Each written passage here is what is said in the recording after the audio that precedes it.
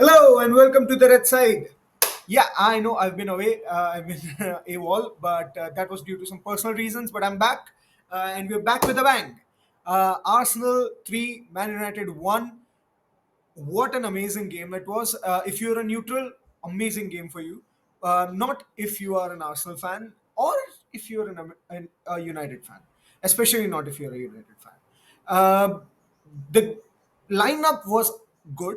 Since the past three games, Arteta has been working with this sort of flexible formation where he's trying to get Party to invert from the right back position, and having like that three center backs and those three inverted midfielders sort of a formation. But because Party is out injured today, we had Zinchenko in. And I have to say, we look more fluid with Zinchenko instead of Partey, because I think for Zinchenko, the inverting part comes naturally. Zinchenko just naturally inverts, whereas for Party it feels a little bit forced. So yeah, we looked good. We looked defensively sound. We were defensively astute, but at the same time, Man United did not have anything for us. We let them have the ball in the first half a little bit, but apart from that, uh, that lobbed ball over the top to Rashford, uh, they had nothing. Uh, they were not creative enough. They were not creating anything in the first half.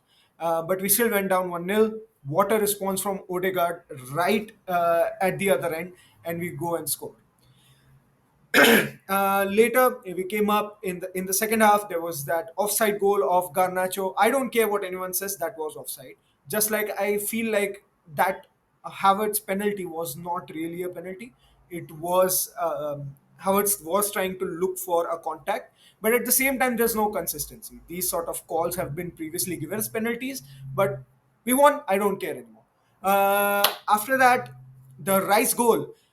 How can you leave a player like Rice unmarked at the back post in the 96th minute? That was criminal from United. It was a criminal defensive act. And then we came up with that goal from Jesus, which was, I feel like United were already done and dusted at that point. So that was the summary of the game. It was a good game for Arsenal, but at the same time, there were some weaknesses that we will look into right now. Uh, Okay, so taking a breather, just going play by play. Um, the way Havertz was playing today, it was much better. I'm starting to see what Havertz is doing for Arsenal. I feel like he's defensively quite sound in a way. He wins his duels. He is positionally he's very aware, and he blocks passing lanes by just drifting into them. So I think that's what Arteta saw in him.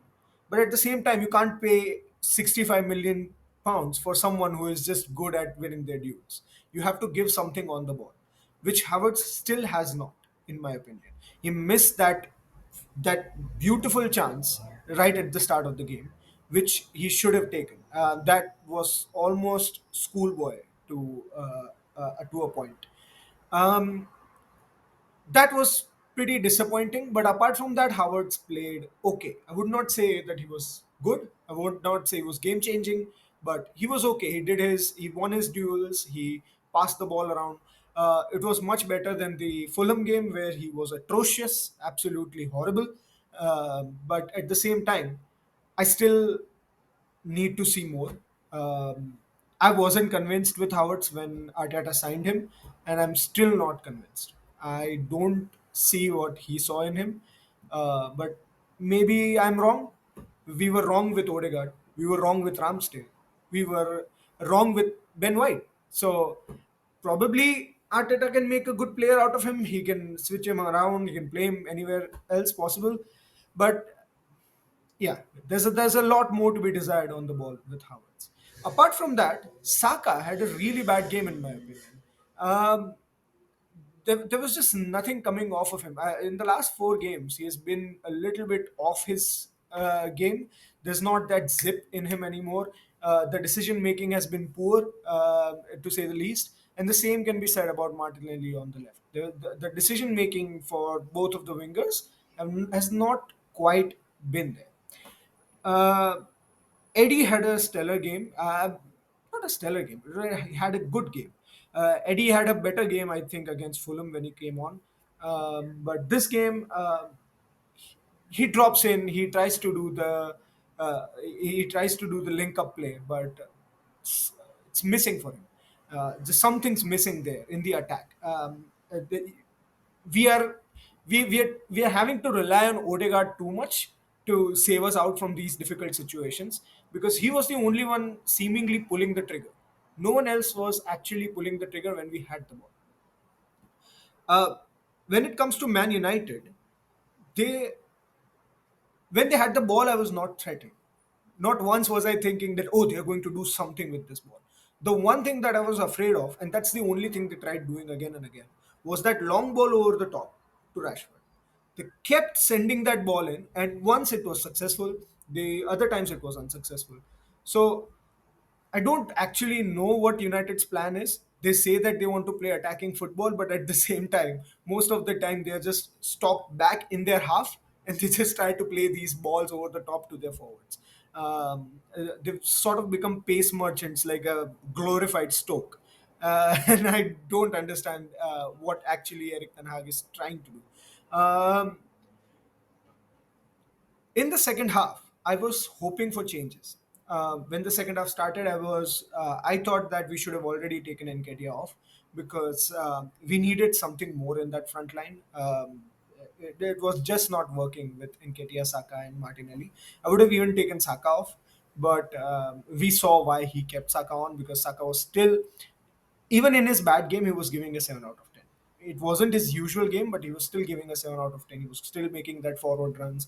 He was still defensively aware. So he was still doing the basics, but at the same time, he wasn't doing what he does in attack. Um, about that Havertz penalty, I'm still wondering why he didn't take the shot. You've already made the run through. I see that there was a contact on the back leg, but that contact he was already looking for. He was already going down at that point. Why not just take the shot? Just take the shot. And I think that's the confidence that's missing from Havertz, and that is something that Arteta will have to develop out of him. That is something that's the job of the coaching staff, because if there is anything there, which I'm not sure if there is, you have to get it out of it. Get it out of him, and you have to do it quick, because we don't have time. We're in a title race. If you want to be in a title race, you have to get it out quick out of it. uh, Garnacho offside was very clearly an offside to me. I don't understand why United fans are crying. Gabriel, with him defensively, we are extremely solid. I don't care what anyone says. With Gabriel, Arsenal are defensively 100 times better. Yeah, so as I was saying, sorry, there was a technical snag in the middle. As I was saying, Gabriel, when he is in the team, we are defensively much more solid. We are much more reliable, especially when there is an attacker that has pace. Uh, the way he held off Rasmus Højlund, that was amazing.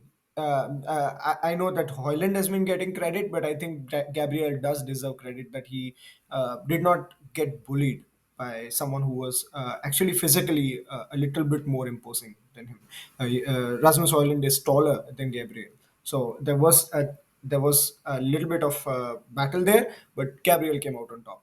Um, Talking about the United team, I feel like United needs something different. They All they are doing is Rashford and Inshallah.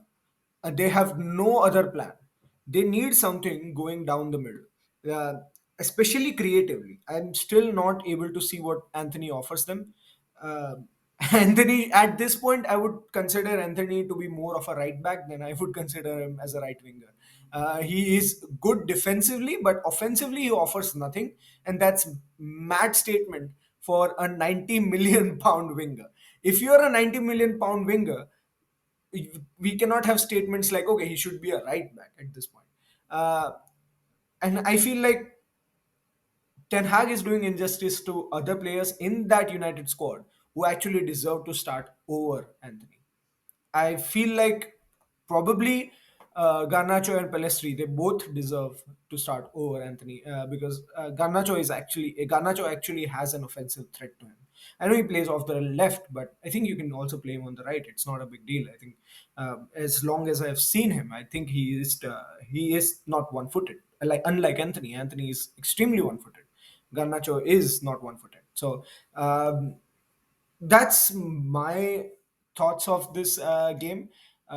We will be coming out with season predictions pretty soon, next Saturday, during the international break. Me and Divyansh will be linking up, and we'll do season predictions. Um, Before we do that, I still want to say that I'm not 100% convinced that this Arsenal squad can challenge. I feel like we've been left short. After the Timber injury, we needed to bring someone in. We did not. We actually sold defenders. We sold Rob Holding, we sold Kieran Tierney, and I feel like we are one injury away from a big mess.